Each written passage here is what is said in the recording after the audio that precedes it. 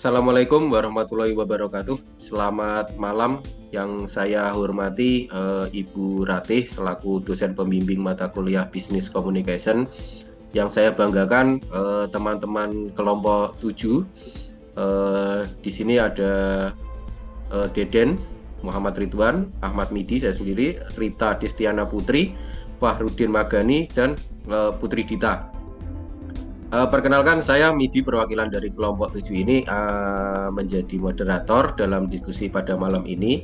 Adapun nanti yang akan menyampaikan materinya Bapak Fahrudin Magani. Selamat malam Pak Fahrudin. Selamat malam Mas Midi. Apa kabar? Sehat ya? Baik, alhamdulillah sehat. Teman-teman semua juga kabarnya baik-baik saja ya, sehat-sehat semuanya. Amin. Untuk materi ini nanti yang pertama pembukaan, yang kedua penyampaian materi, berikutnya sesi tanya jawab, dan selanjutnya penutup. Nah, langsung aja ya, kita mulai ke sesi pertama yaitu pembukaan. Mari bersama-sama kita ucapkan basmalah, kemudian nanti Bismillahirrahmanirrahim.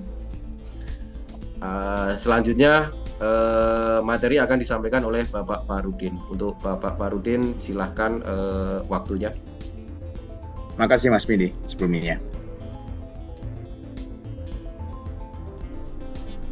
Mulai. Assalamualaikum warahmatullahi wabarakatuh. Waalaikumsalam warahmatullahi wabarakatuh. Malam ini saya akan mempresentasikan ujian akhir semester laporan hasil observasi. Untuk kelompok 7, Deden Muhammad Ridwan, Ahmad Midi, Putri Dita, Rita Destiana, dan Fahrudin Magani. Oke, next Mas.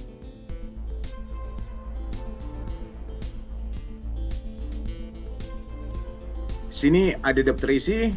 Halaman pertama gambaran singkat perusahaan, yang kedua struktur organisasi, ketiga gambaran pola komunikasi, keempat hasil analisa, kelima, kesimpulan dan saran. Keenam, lampiran.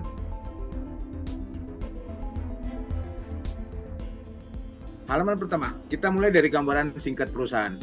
PT Mandiri Harapan Jaya didirikan tahun 2012 oleh profesional muda yang dinamis dan memiliki tekad dunia usaha dengan melihat perkembangan ekonomi, pembangunan dan meningkatnya dunia kerja di Indonesia, khususnya Sorowako, Luhut Timur, Sulawesi Selatan.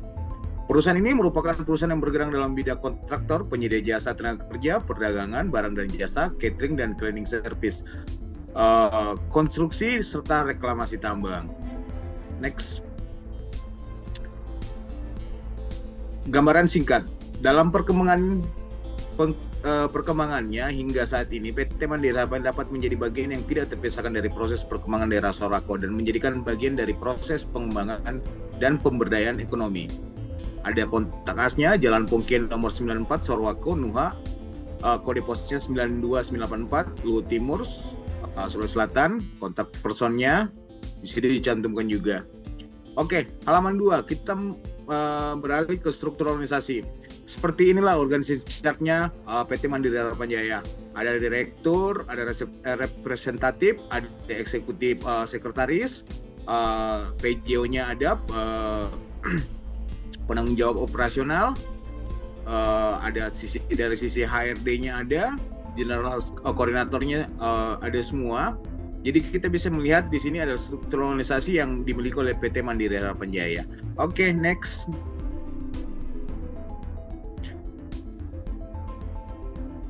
Halaman 3, gambaran pola komunikasi. Yang pertama, komunikasi internal, komunikasi antara manajemen dan karyawan. Terdapat solusi komunikasi yang terbuka antara manajemen perusahaan dan karyawan. Manajemen menyampaikan informasi terkait kebijakan, tujuan perusahaan, dan pengembangan perusahaan kepada karyawan yang melalui rapat rutin, email, memo, atau melalui platform komunikasi internal seperti internet. Komunikasi kedua, komunikasi antar departemen.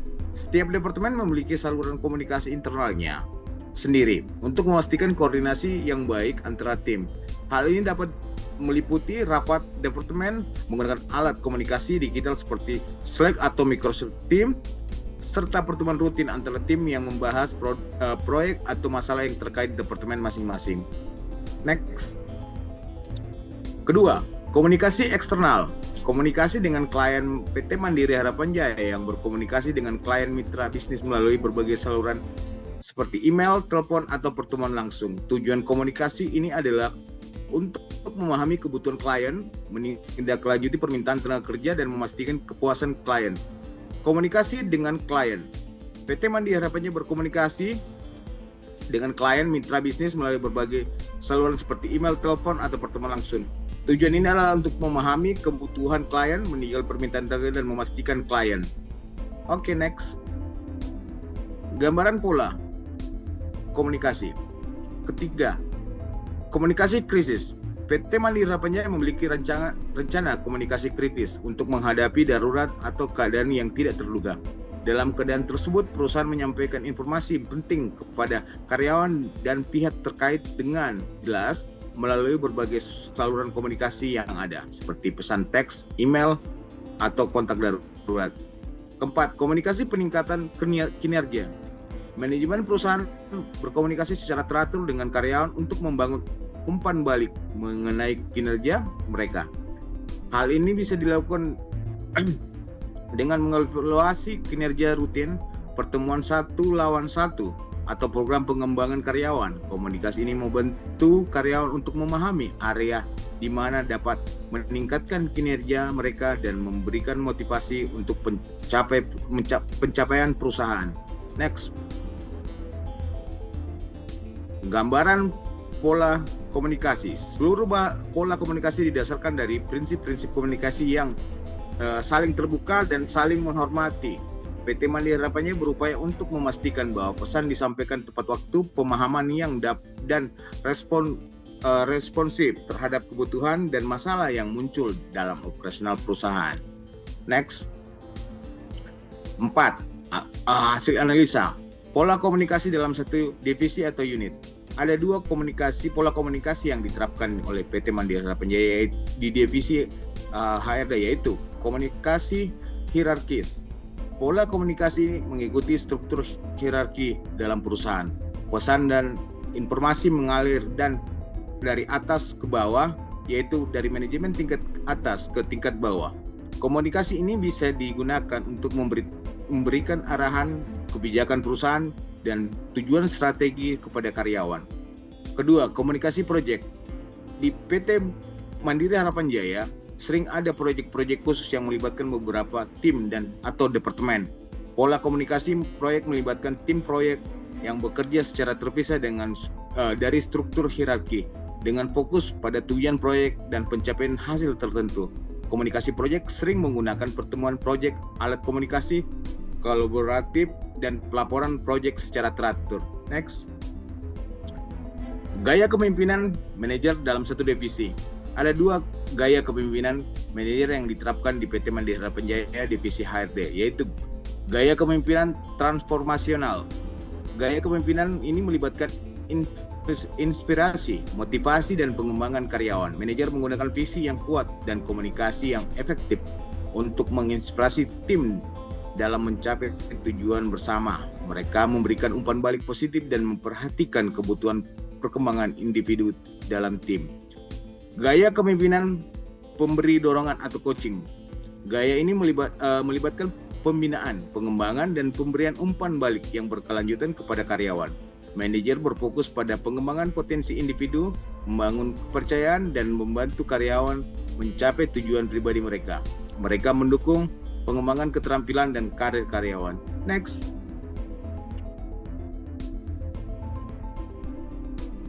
Peran manajer dalam satu divisi atau unit. Ada dua peran manajer dalam satu divisi atau unit yang diterapkan oleh PT Mandiri Harapan Jaya di divisi HRD, yaitu pengelolaan sumber daya. Seorang manajer harus mampu mengelola sumber daya yang tersedia dan dengan efisien. Ini termaksud mengalokasikan tenaga kerja, mengawasi anggaran, mengelola inventaris, dan mengoptimalkan penggunaan sumber daya alam lainnya untuk mencapai kinerja yang optimal. Pengawasan operasional. Manajer harus mengawasi operasional sehari-hari di divisi atau unit yang dipimpinnya. Mereka harus memantau kinerja tim, memastikan kepatuhan terhadap prosedur dan kebijakan perusahaan, menangani masalah dan konflik, serta mengambil tindakan korektif jika diperlukan. Next. Tipe karyawan tipe X atau Y. Tipe karyawan di PT Mandiri Harapan yaitu tipe karyawan Y. Yang pertama, biasanya terkait dengan pekerjaan yang lebih kompleks dan fleksibel. Yang kedua, memiliki tanggung jawab yang lebih luas dan dapat beradaptasi dengan berbagai situasi. Ketiga, lebih diarahkan pada pemecahan masalah, kreativitas, dan inovasi. Keempat, membutuhkan keterampilan interpersonal yang lebih baik dan kemampuan komunikasi yang lebih luas. Kelima, memiliki ruang lingkup pekerjaan yang lebih luas dan kesempatan pengembangan karir yang lebih baik. Keenam, mampu beradaptasi dengan perubahan dan tuntutan pekerjaan yang beragam. Next. Observasi keberhasilan atau kegagalan pola komunikasi dalam divisi HRD. Dari hasil observasi keberhasilan pola komunikasi di divisi HRD atau sumber daya manusia. Poin pertama, keberhasilan. Komunikasi terbuka pentingnya untuk menciptakan lingkungan kerja yang mendukung komunikasi terbuka antara anggota tim HRD. Ini mencangkup saling mendengarkan, memberi umpan balik secara konstruktif, dan berbagi informasi secara jelas dan transparan. Kedua, komunikasi dua arah. Pola komunikasi yang efektif melibatkan pertukaran informasi yang berjalan arah antara HRD dan karyawan atau manajemen.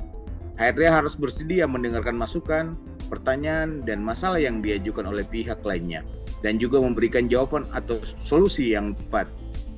Ketiga, keterbukaan terhadap kritik. HRD harus mampu menerima kritik dengan lapang dada dan melihat sebagai peluang untuk belajar dan berkembang.